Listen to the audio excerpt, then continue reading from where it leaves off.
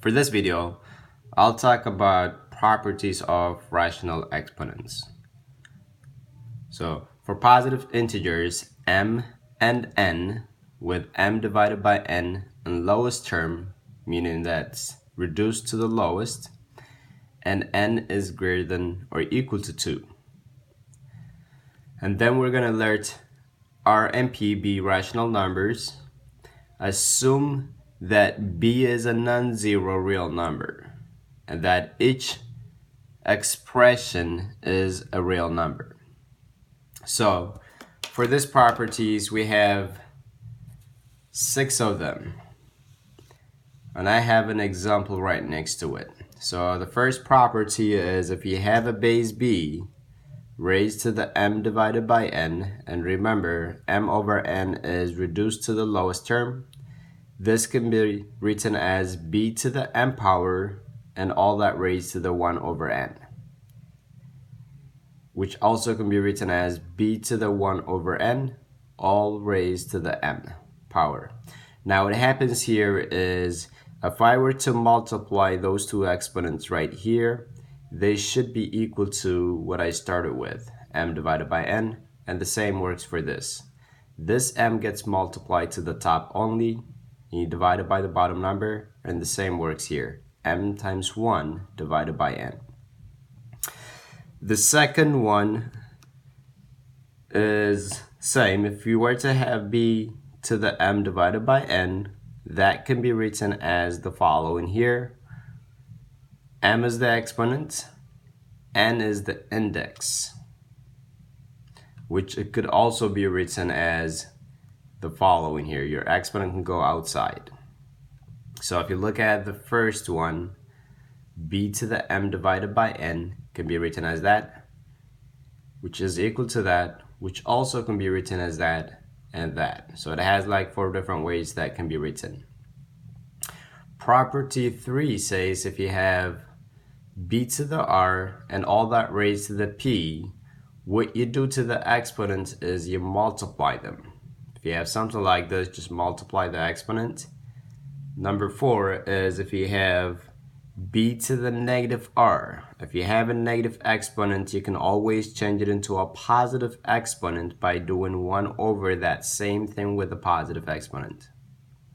So the negative becomes positive if you bring it down. Property 4 says, what if you were multiplying 2 terms with the same base? Now, what you do to the exponents is when you're multiplying and they have the same base, you add the exponent. And property 6 says if you're dividing and they both have the same base, you subtract the exponent, always the top minus the bottom. You can look at the following example here.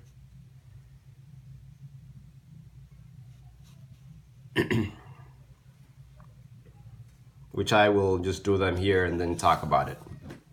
So the first example that I have is example 1 is if you have 4 to the 3 halves. By the first property, we can write it as b to the m, that is the number to the top exponent. So in this case would be 4 to the third, all that raised to the 1 over 2. Because once you multiply this, we need to get the 3 halves. Now 4 to the third means 4 times 4 times 4 3 times, which gives you 64. And then you raise that to the half power. And 64 to the half is the same thing as the square root of 64, which equals the number 8.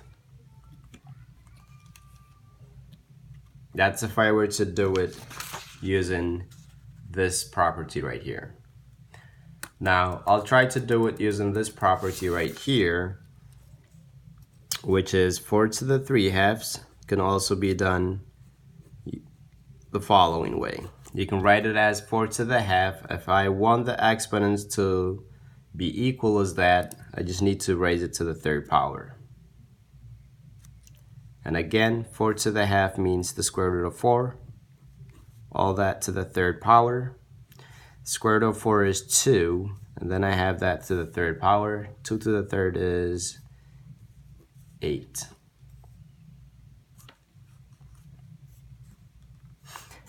Now, I'll use the idea of, well, I'll use a different problem here. For example 2, what if I were to have 8 to the 2/3?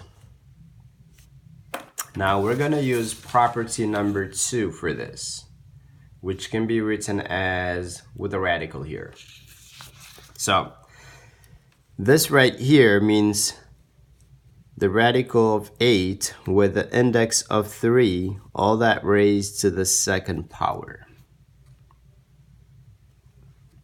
which equals, this right here means a number times itself that many times, 3 times, equals 8.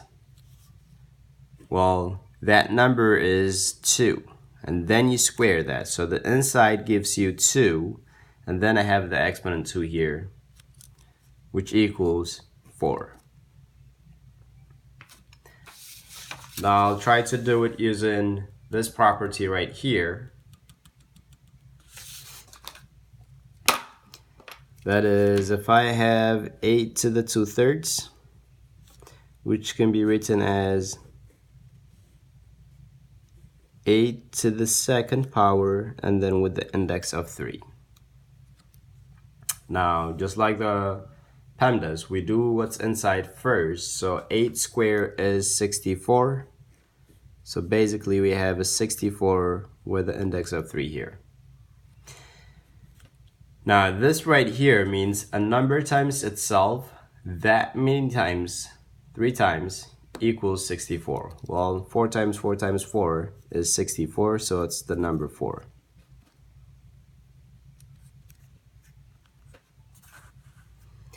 For property number 3, we'll do something like 2 to the 3/2 raised to the 4th power. Well, property 3 says if you have something like this, we multiply the exponents together. So if we do that, we get 2 to the, well, 3/2 times 4. That's the same thing as 2 to the 12 divided by 2, which simplifies into 2 to the 6. Now, 2 to the 6 is 2 times 2 times 2 6 times, which equals the number 64.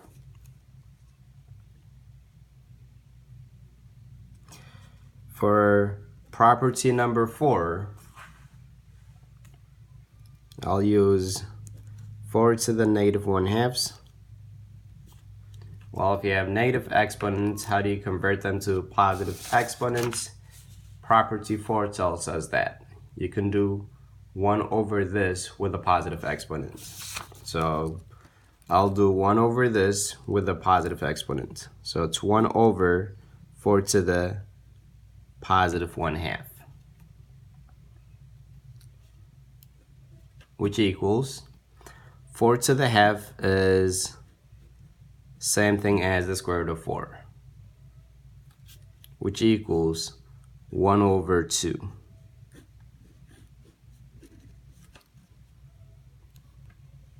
And let's take a look at property number 5. Let me do it here.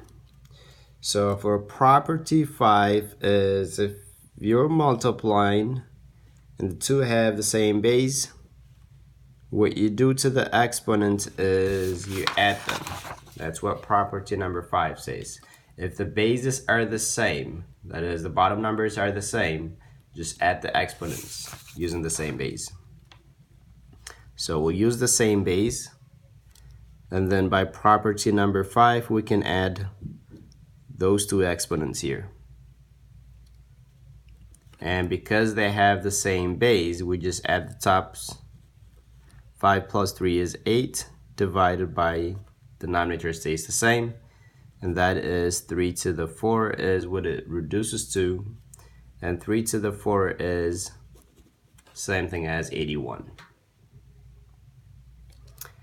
For property number 6, what if you're divided and then you have the same base? Well, for that case, you do the opposite of property 5.